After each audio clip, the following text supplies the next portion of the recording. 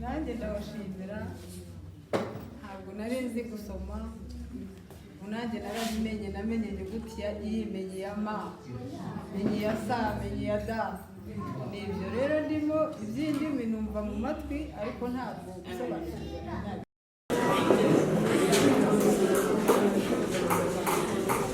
Good afternoon, how are you? I'm fine. Good afternoon. Good afternoon, I'm fine. What is your name? My name is Kwai Bakuze. What is your name? My name is Hamwe. Where are you come from? I'm from district Kaminuza. Where are you come from?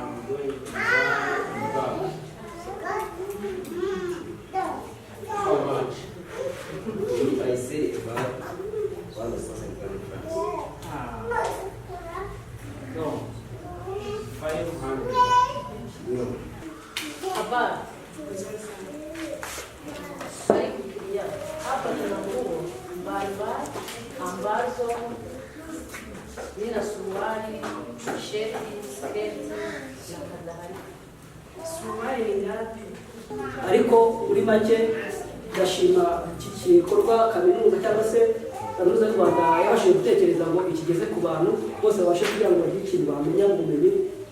Mu bisanzwe hari abantu igihe nasangaga abantu bari kuvuga ngo ibyo bari kubatsinda bashaka kumenya ariko ubu bariye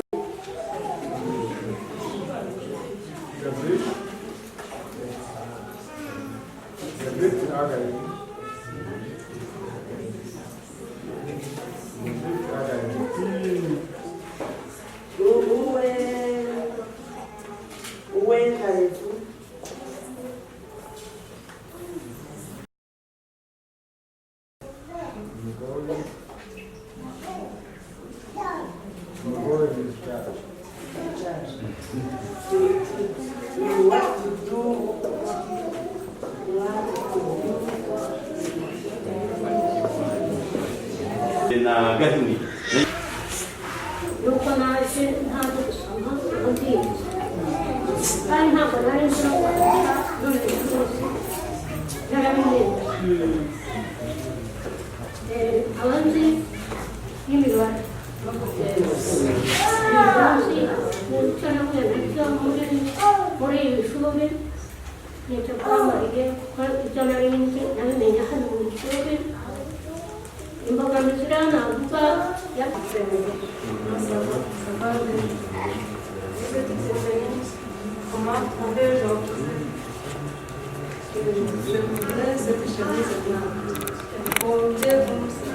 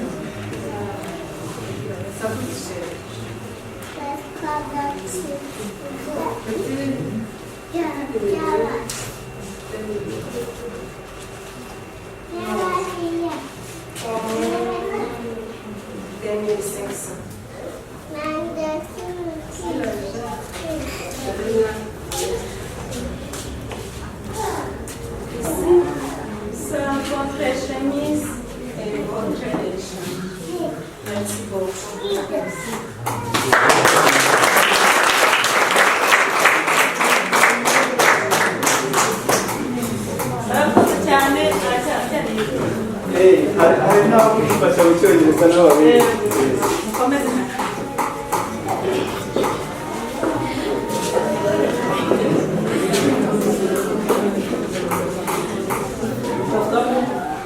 afternoon. How are you? I'm fine. Good afternoon. Good afternoon. I'm fine. What is your name? My name is KWANDIKA. What is your name? My name is Hamwe. Where are you come from? I'm from district Kaminuza. Where are you come from? District Kaminuza. What do you do? I'm from. What do you do? I am a trader. Good afternoon. See you tomorrow.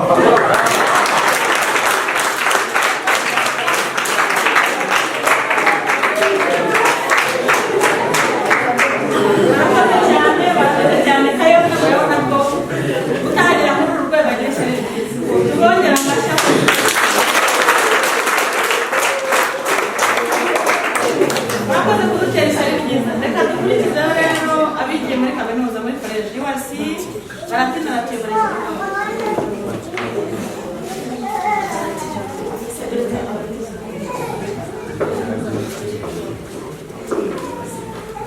Good afternoon.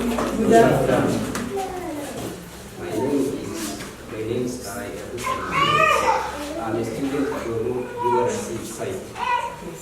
So, really, I would like to invite the student from UR-KOLEJi site to come and present.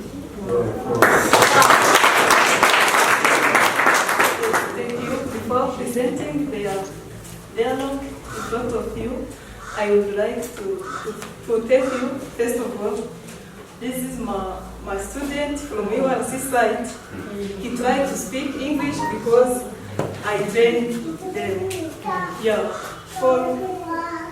I would like to invite my fellow student, my student from UR-KOLEJi site, in order to present what they studied in this project. Thank you.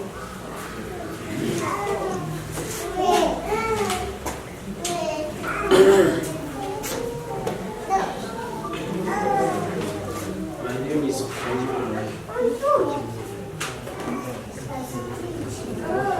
We are presenting the dialogue between God and Sarah.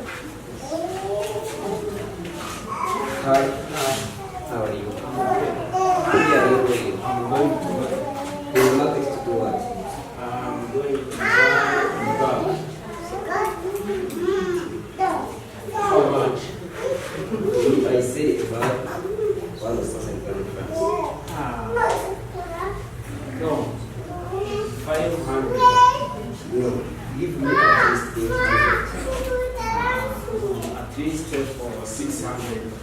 Okay. Give me.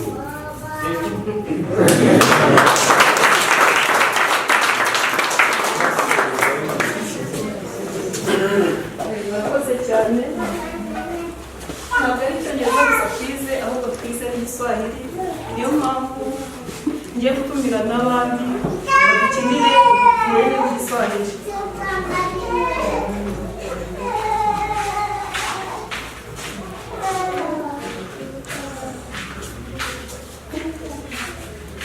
Asanteni sana. Hawa ni wanafunzi wanaotoka kwenye shule ya Bukalaka campus.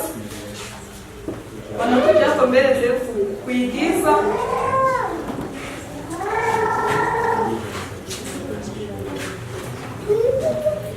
Wanakuja kuigiza tamthilia ambayo ina kichwa kinachoitwa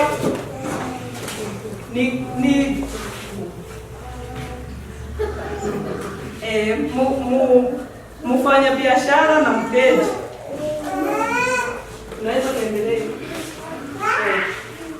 Habari. Hapa tuna nguo mbalimbali ambazo nina suruali, sheti, sketi na kadhalika. Suruali ni ngapi? Nina suruali nzuri sana. Nina suruali za 1000. elefuni, elefani. Niletee hii ya 5,000 niangalie. Kwa hii ya 5,000 niangalie. Nitakupatia 3,000. Nilete hii nzuri 4,000. Kuja nitakulipa biashara. Asante sana kwa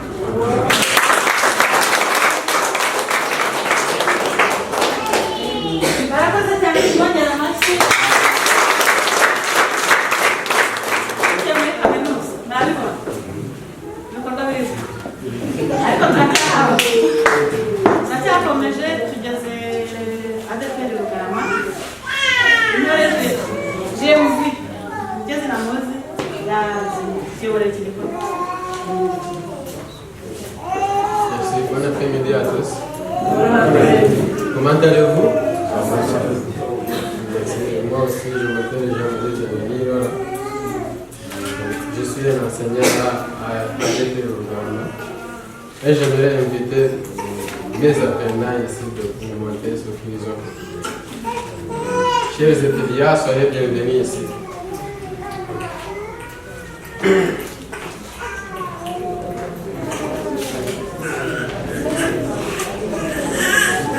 Tunataka kwanza kwa Kiswahili, lakini baadaye tutazungumza kwa lugha nyingine.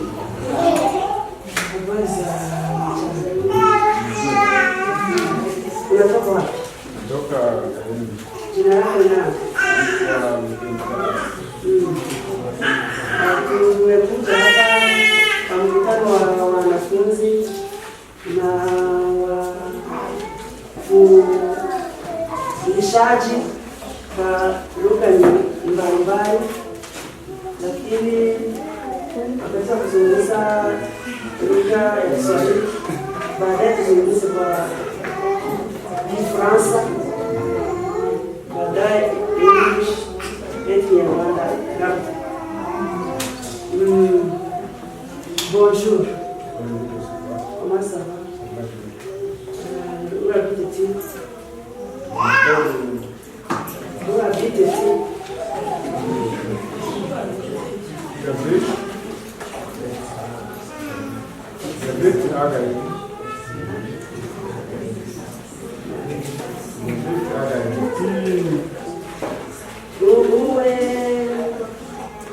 Où allez-vous?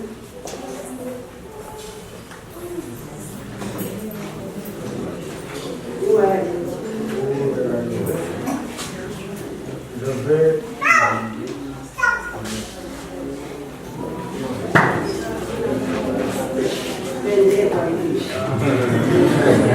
Good afternoon.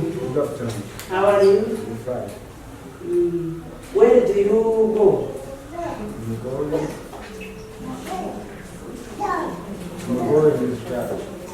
Church.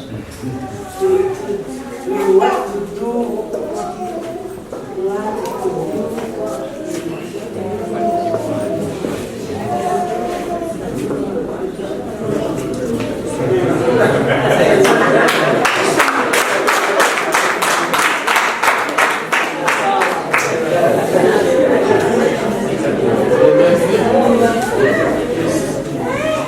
s'il vous plaît.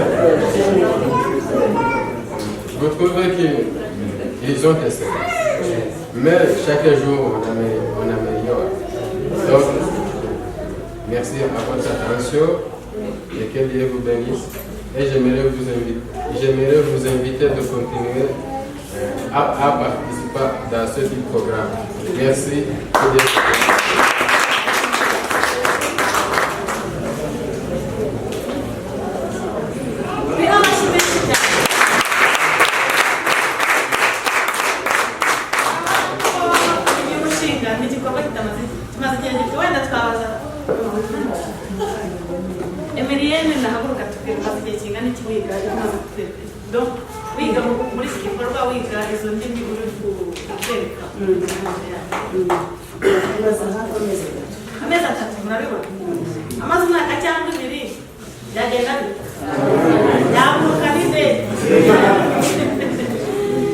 Ni igikorwa cyiza cyane rero tugiye kuganira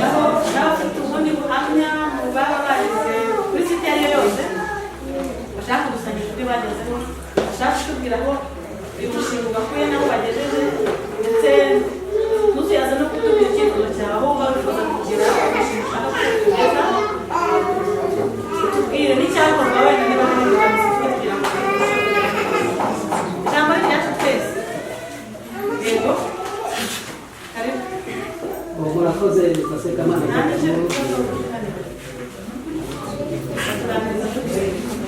muri make igikorwa cyangwa se gahunda twashimye iyi ntabwo imaze iminsi kabiri gusa kabiri ntabwo zikurimo ibyo baze kumenya ari ibintu uramenya itandukanye isanzwe nyine y'akazi sinenda kuboneka mboneka muri weekend gusa simbana nahari ariko aho mbimenyeye nabashije kugira ngo uburyo buretse kwihugura nta kintu nari nzi muri make narize mbasha kwiga ariko ababyeyi banjye barunda babura gukina ubwo kwiga birahagarara itangira mu ngabo z'igihugu mba mu ngabo z'igihugu ndwaye puresha kubera ibyabaye murabizi ariko muri make ndashima iki gikorwa kaminuza cyangwa se kaminuza y'u Rwanda yabashije gutekereza ngo ikigeze ku bantu bose babashe kugira ngo bagire ikintu bamenya mu bumenyi mu bisanzwe hari abantu igihe nasangaga abantu bari kuvuga ngo ibyo bari kubatsinda bashaka kumenya ariko ubu hari igihe bavuga babasha gutora amagambo bityo rero muri iki gikorwa hari icyifuzo njye nifuza kuko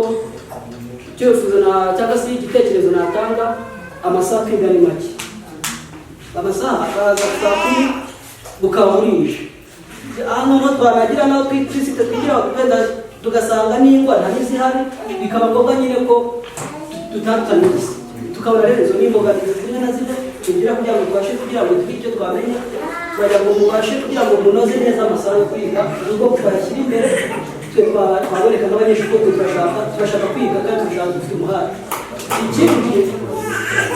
ikindi imfashanyigisho ni nkeya ibijyanye n'ibitabo birimo izi ndimi batubwiraga ni bikeya hari benshi barabifite hari bamwe bafite n'abatabifite ahubwo twabyifuza ko nabwo twabibona kugira ngo birusheho kugira ngo ibyo bidufasha muri make ndumva ari ibyo gusa turabashimira kwitunga mwarakoze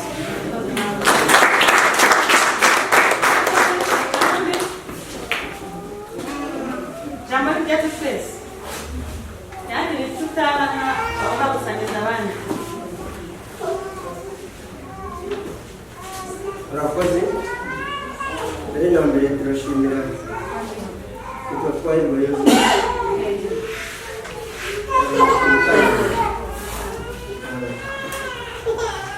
mbere na mbere turashimira aba barimu bateguye amasomo kuko ni amasomo yazigiye abantu benshi bari bayakeneye kuko bamwe igihe bize basa n'abatabishaka cyangwa se n'abatabifitiye ubushobozi ariko aka kantu kaje gashya mu bantu kageze rero Kayonza twarakwitabiriye kugira ngo mwatubonye ko turi benshi nubwo twabuze turi bakeya ariko bagenzi bacu nabo biriya twavuze nabo barabizi ndetse hari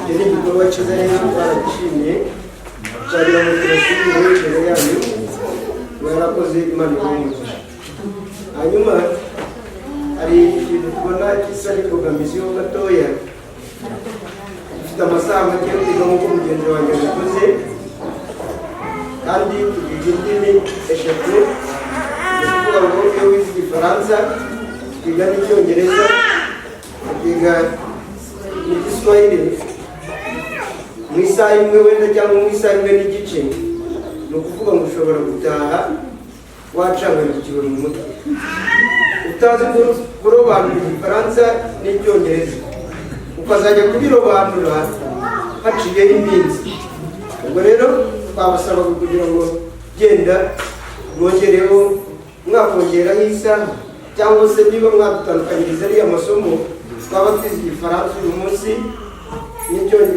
tukiga Icyongereza ukurikiyeho n'Igiswahili wenda tukakiga ubundi cyangwa se mukaduhitiramo indimi zoroshye nk'Igiswahili n'Igifaransa hanyuma Icyongereza nacyo tukazakiga ubundi munsi ibyo rero niyo mbogamizi twebwe dufite murakoze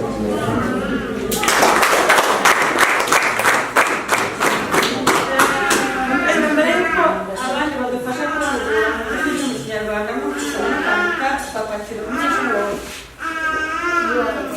umunyeshuri banza mbere yuko twamara kwigisha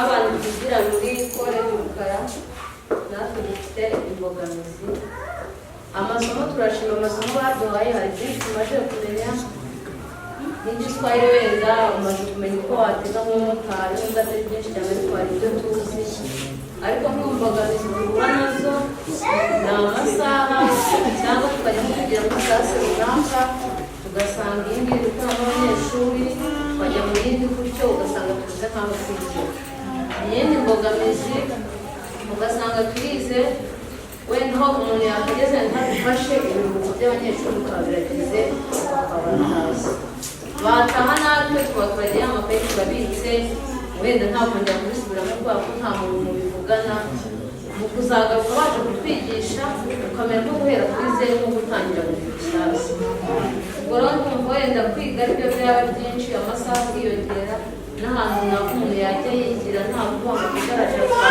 kwigira ntabwo dufite ibitabo bihagije by'amasomo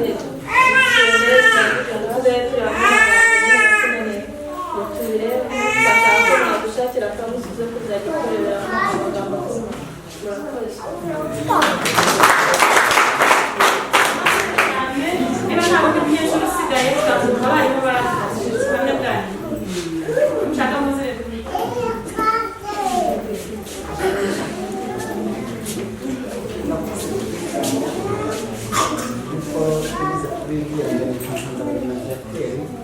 ntabari guhagarariye isomero